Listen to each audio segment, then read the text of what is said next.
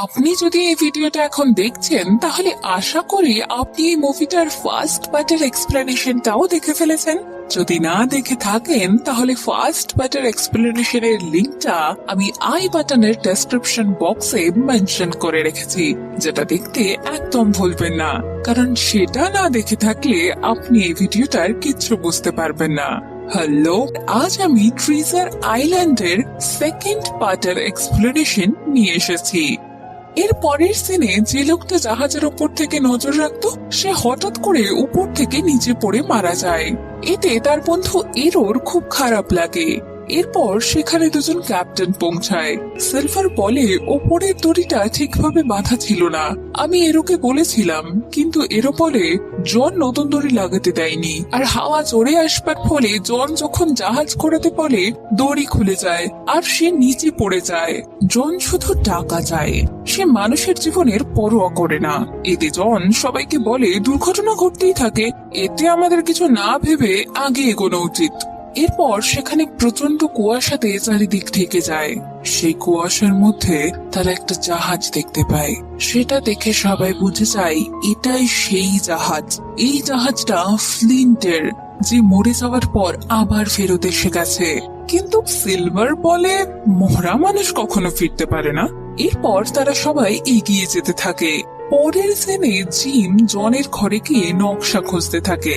এরপর সে সিলভারের কাছে এসে তাকে কপি করা নকশা দেয়, যেটা জন বানিয়েছিল। এতে সিলভার বলে এটা তো আসল নকশা নয়, আমাদের এটার কোনো প্রয়োজন নেই, এটাকে সেখানেই রেখে দাও। তখন সেখানে এরো এসে জনকে মারতে থাকে, কারণ তার কারণেই তার বন্ধু মারা গেছে। কিন্তু সবাই তাকে ধরে ফেলে, আর এবার তাকে শাস্তি দেওয়ার জন্য জন তাকে গরম জলে চুবিয়ে দেয়, যাতে তার মৃত্যু হয়ে যায়। আর বাকিদের বলে এরপর থেকে এরকম ভুল আর কেউ করবে না, তাহলে এরকম অবস্থা তাদেরও হবে। পরের সিনে জিম খাবার সামগ্রীর পাশে শুয়েছিল। তখনই সে সিলভারের কথা বলার আওয়াজ পায় যে জনের একজন সঙ্গী গ্রেকে নিজের দলে নেওয়ার কথা বলছিল, আর তাকে নিজের দলে নেওয়ার পর সে জাহাজে আক্রমণ করে সবাইকে মেরে ফেলবে। এইসব কথা জিম শুনে নেয়, আর তখনই সে জনের ঘরে গিয়ে সেই নকশাটা নিজের কাছে রেখে দেয়, যেটা সে বাইবেলে লুকিয়ে রেখেছিল। এবার দেখতে দেখতে সবাই আইল্যান্ডের কাছে পৌঁছে যায়।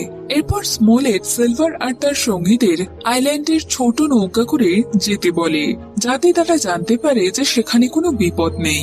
অন্যদিকে মেগের কাছে একজন অফিসার এসে বলে তোমার বর জনের থেকে টাকা ধার নিয়েছিল আর টাকা ফেরত দিতে পারেনি, তাই আমরা এবার এই হোটেলটা নিজেদের দখলে নিয়ে নেব। এই জন্য কালকের মধ্যে তোমাকে হোটেলটা খালি করে দিতে হবে। অন্যদিকে জাহাজে জন এবার নিজের নকশা খোঁজবার চেষ্টা করে, কিন্তু সে যেখানে সেই নকশাটা রেখেছিল সেখানে সেটা খুঁজে পায় না। এই জন্য সে লিপসিকে দোষ দেয় যে তুমি এটা চুরি করেছো। এবার সিলভারের সঙ্গী সেখানে এসে জনের থেকে এই নকশা চেয়ে তার সাথে লড়াই করতে শুরু করে দেয়।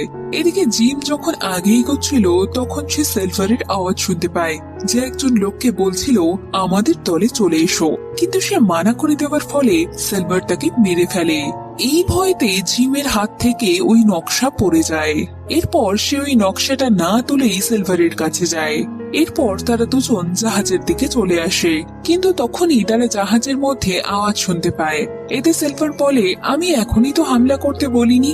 এবার জাহাজে গ্রে সিলভারকে সাহায্য না করে জন আর বাকিদের বাঁচানোর চেষ্টা করে, আর তারা সবাই তাদের দরকারের জিনিস নিয়ে ছোট নৌকা নিয়ে সমুদ্রে নেমে নিজেদের প্রাণ বাঁচিয়ে আইল্যান্ডের অন্যদিকে যেতে থাকে। যার পরে জিম সিলভারের কাছ থেকে পালিয়ে জনের দিকে যেতে থাকে, আর সিলভার তার পিছু করে, কিন্তু জিম নকশা নিয়ে সেখান থেকে পালায়। আর তখনই সিলভারকে তার সঙ্গীরা ডেকে নেয়। এবার জন আর বাকি সবাই আইল্যান্ডের একটা ছোট ঝুপড়িতে এসে লুকিয়ে পড়ে, আর সেখানেই সিলভার তার সঙ্গীদের তাদের উপর হামলা করতে মানা করে দেয়। এদিকে জিম দৌড়াতে দৌড়াতে একটা জালের মধ্যে ফেসে যায়, আর তখনই সেখানে একটা আদিবাসী চলে আসে যার নাম বেন। সে তাকে ওই জাল থেকে বের করে বলে তুমি কি ফ্লিন্টের সঙ্গী যে আমাকে এখানে মারতে আর আমার প্রাসাদ নিয়ে যেতে এসেছো? কিন্তু জিম বলে ফ্লিন্ট মারা গেছে, কিন্তু বেন তাকে তার বর্ষা দিয়ে ভয় দেখিয়ে আগে এগোতে বলে। এদিকে স্মোলেট একটা পতাকা সেই ঝুপড়ির কাছে সে লাগিয়ে দেয়, আর বাকি সবাই হামলা করার জন্য নিজের নিজের জায়গা নিয়ে নেয়। অন্যদিকে সিলভার জাহাজে ছিল, যেখানে সবাই তাকে বলে তুমি আমাদের আগে হামলা করা থেকে কেন আটকালে?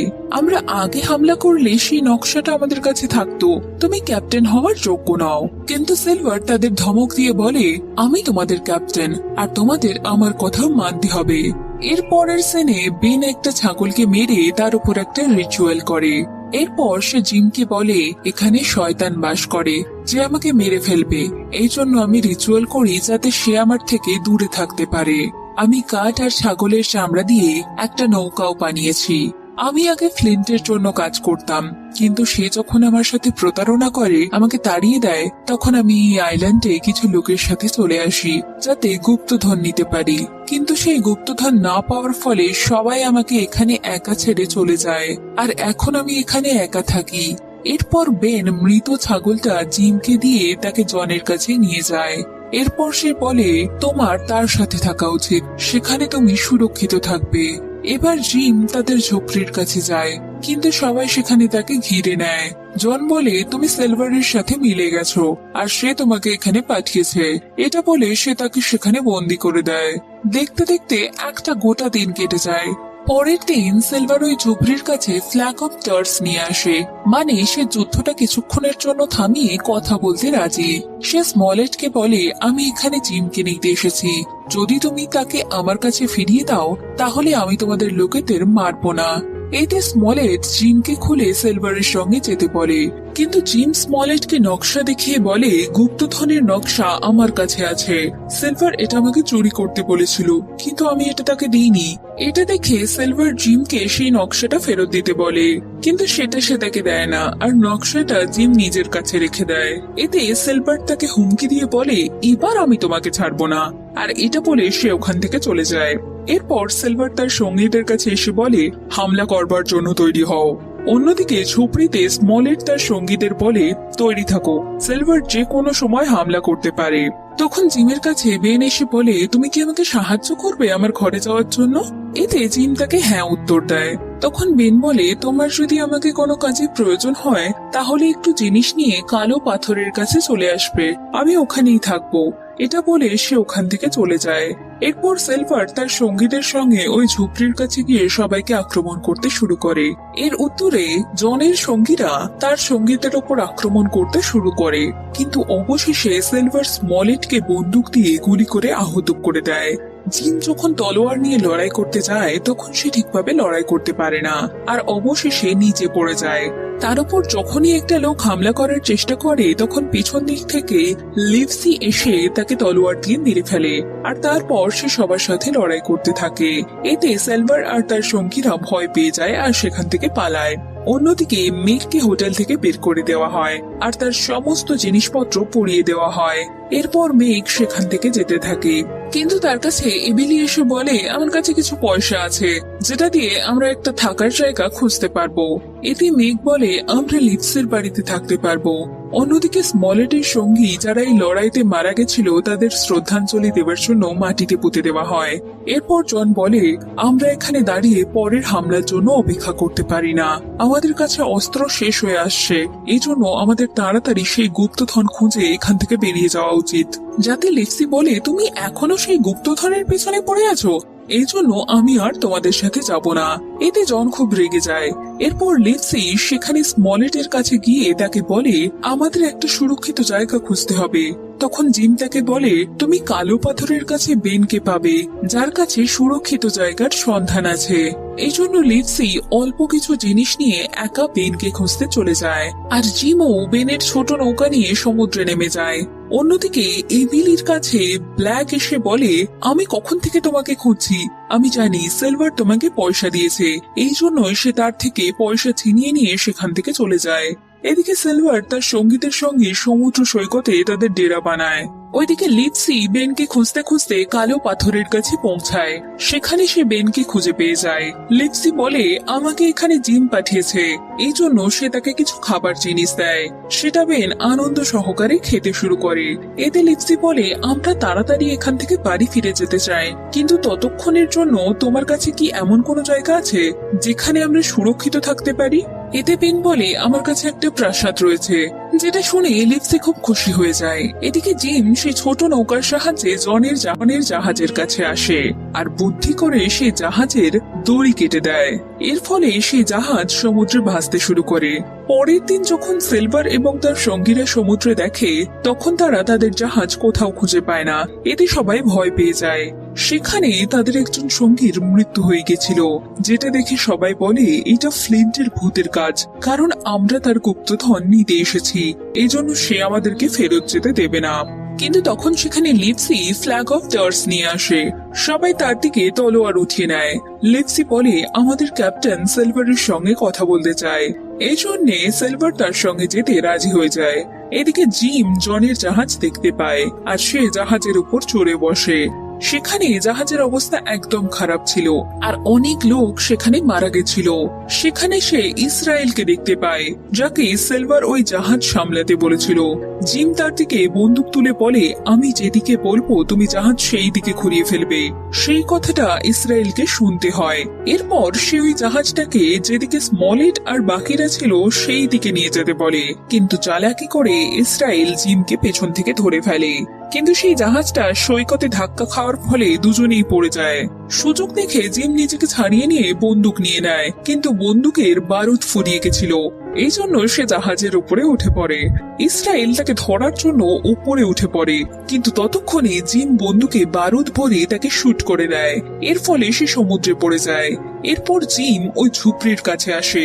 সেখানে সিলভার এবং তার সঙ্গীরা ছিল, তারা জিমকে ধরে নেয়। সিলভার এরপর জিমকে বলে যদি তুমি আমাদের সাথ দাও তাহলে আমি তোমাকে এত টাকা দেব যে তুমি তোমার বাবার সব ধার শোধ করে দিতে পারবে।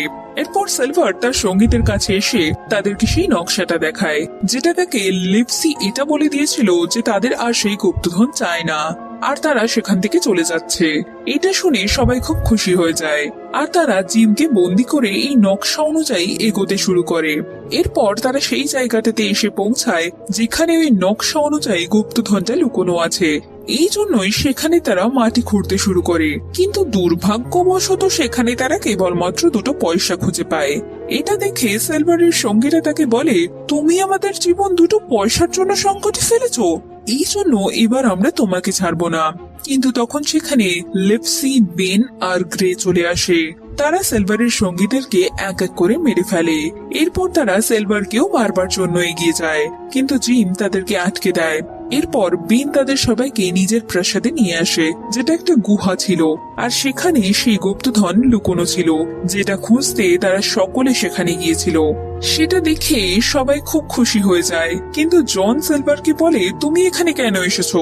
তুমি একজন অসৎ ব্যক্তি, সবকিছু তুমি খারাপ করেছো, এই জন্য এখান থেকে তুমি চলে যাও। এতে স্মলেট জনকে বলে তুমিও অনেক লোকের জীবন বিপদে ফেলেছো, এই জন্য তুমি কিছু বলতে পারো না। এটা শুনে সিলভার স্মলেটকে বলে আমি তোমাকে ক্যাপ্টেন বানাতে পারি, এই জন্য তুমি যা বলবে আমি তাই করব। এটা শুনে স্মলেট লিপসিকে বলে সিলভারকে বন্দি বানিয়ে নেয়। এবার পরের দিন বেন তুমি তোমার ঘরে যেতে চাও তো চলে যাও, আমার কাছে এই ঘরটা বেশি প্রিয়। তারপর সে তাকে কিছু বাইবেলের পাতা দেয়, যেটা তাকে তার যাত্রাপথে সুরক্ষিত রাখবে। এরপর তারা সমস্ত গুপ্তধন তুলে তাদের জাহাজে ভরে নেয় আর নিজেদের গ্রামের দিকে রওনা হয়। কিন্তু রাস্তায় জিমের সেই সব কথা মনে পড়ে যায় যেগুলো তার সাথে ঘটেছে। সে এটাও বুঝতে পারে যা কিছু হয়েছে সবকিছুই গুপ্তধনের জন্য, আর এই গুপ্তধনের জন্য কত লোক তাদের প্রাণ হারিয়েছে। এই জন্য যদি সেই গুপ্তধন তাদের কাছে না থাকতো তাহলে সবাই বেঁচে থাকতো। এই জন্য সে ওই সব গুপ্তধন তুলে সমুদ্রের মধ্যে ফেলে দিতে থাকে, কিন্তু জন তাকে এটা করতে মানা করে। সিলভার তাকে অবশেষে আটকে নেয়। এরপর স্মলেট জিমকে বলে তুমি এটা খুব ভালো কাজ করেছো। তারপর সে সমস্ত গুপ্তধন সমুদ্রে ফেলে দেয়, কিন্তু জন ওই গুপ্তধনের লোভে সমুদ্রে লাফ মেরে সেই গুপ্তধন নিতে থাকে আর তার পা সেখানে আটকে যায়, যার ফলে সে আর উপরে আসতে পারে না আর অবশেষে সে মারা যায়। এর কিছুক্ষণ পর রাত্রিবেলায় জিম সিলভারের জন্য খাবার নিয়ে আসে। এখানে সিলভার তাকে অল্প কিছু সোনা যেটা সে চুরি করে নিয়েছিল সেটা দিয়ে বলে এটা আমার বউকে দিয়ে দিও, যে তোমার মায়ের সঙ্গে রয়েছে, আর এর মধ্যে থেকে নিজের ভাগটাও তুমি নিয়ে নিও, যাতে তোমার বাবার ধার শোধ হয়ে যাবে। এরপর জিম খুশি হয়ে সেখান থেকে চলে যায়। এরপর সিলভার যখন নিজের খাবার দেখে তখন সে তার মধ্যে থেকে একটা চাবি পায়, যেটা দিয়ে সে নিজেকে ছাড়িয়ে নেয়। এরপর জিম তার জন্য একটা ছোট নৌকার বন্দোবস্ত করে আর তাকে তার চুরি করা সোনা ফেরত দিয়ে দেয়। এতে সিলভার বলে, আজকের পর থেকে তুমি যখনই কোনো যাত্রায় যাবে তখন তোমার এই বন্ধু সিলভারকে মনে করো। আমি সব সময় তোমার সঙ্গ দেওয়ার জন্য তৈরি থাকবো। এরপর সে ওখান থেকে চলে যায়। এরপর জিম আবার নৌকোতে চলে আসে আর এই হ্যাপি এন্ডিং এর সাথে 3 ঘন্টার এই মুভিটা শেষ হয়ে যায়। তো আপনারা যদি এর আগের ভিডিওগুলি না দেখে থাকেন তাহলে স্ক্রিনের উপরে আসা ভিডিওগুলোতে ক্লিক করে দেখতে পারেন। আর আজকের এক্সপ্লেনেশন আপনাদের কেমন লাগলো জানাতে একদম ভুলবেন না। সবার শেষে বলবো, ভালো থাকবেন, সুস্থ থাকবেন। ধন্যবাদ।